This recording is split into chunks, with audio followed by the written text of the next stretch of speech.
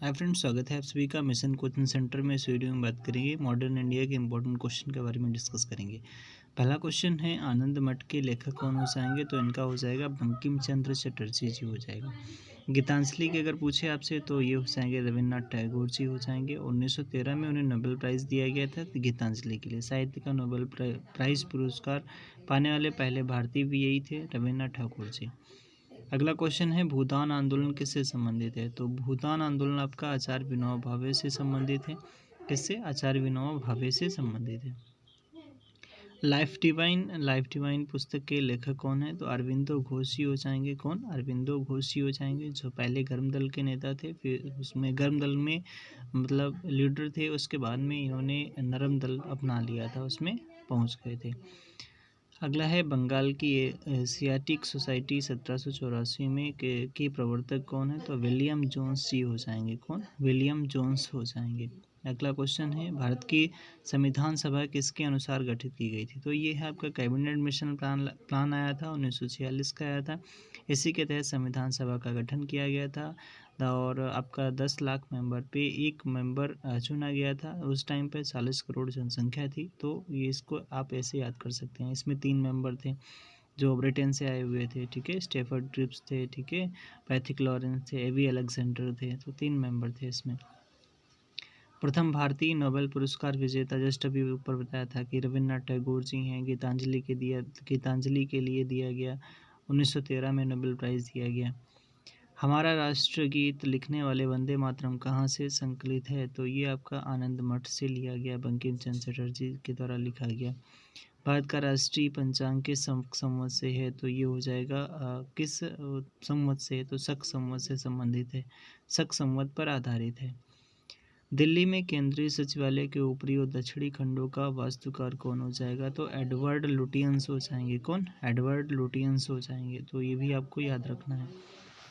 कौन सी कृति रविन्द्रनाथ टैगोर की नहीं है? तो ये भाई चित्रा पूछ रहा है। चित्रा है, कपाल कुंडला, द कोर्ट डांसर, फिर चित्रांगदा। देखो इसमें कपाल कुंडला नहीं है।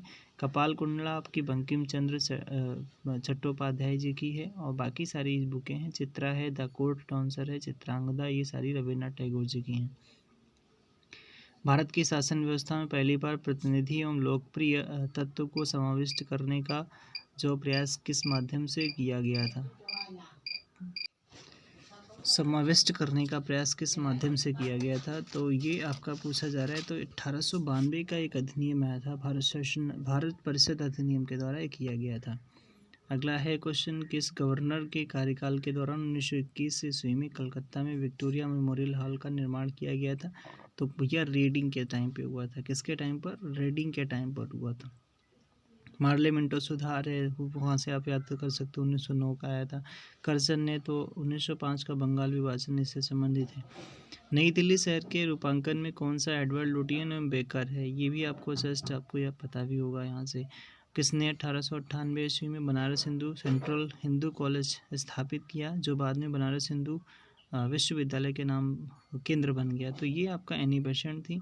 बाद में 1916 में इसका नाम बदला गया मदन मोहन मालवीय के द्वारा, तो ये बनारस हिंदू विश्वविद्यालय कर दिया गया, BHU।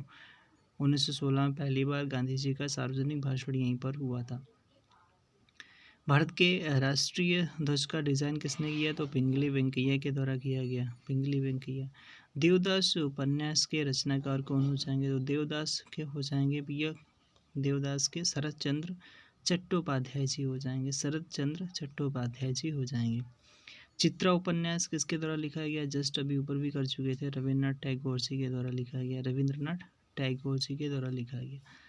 प्रेम पच्चीसी के लेखक कौन है? तो प्रेम पच्चीसी अगर आपसे पूछे तो ये आपका प्रेमचंद जी का क्या हो सकता है? तो प्रेमचंद जी की ये रचना हो जाएगी। क्षुधित पाषाण यानी हंग्री स्टोन्स के रचनाकार कौन हो जाएंगे? तो ये हो जाएंगे टैगोर जी। कौन? रविन्द्रनाथ टैगोर जी हो जाएंगे। लास्ट क्वेश्चन है, विश्व इतिहास की झलक के रचयिता कौन है? तो लिस्ट में हो जाएंगे आपके नेहरू जी हो जाएंगे, जवाहरलाल नेहरू। तो आज के लिए इतना ही। Thank you, thanks for watching. और वीडियो को लाइक शेयर और कमेंट जरूर करना। कमेंट में एक क्वेश्चन लास्ट में है कि आपको बताना है कि बॉम्बे क्रॉनिकल समाचार पत्र के संपादक कौन थे और लीडर के कौन संपादक थे। तो आज के लिए इतना ही। Thank you, thanks for watching.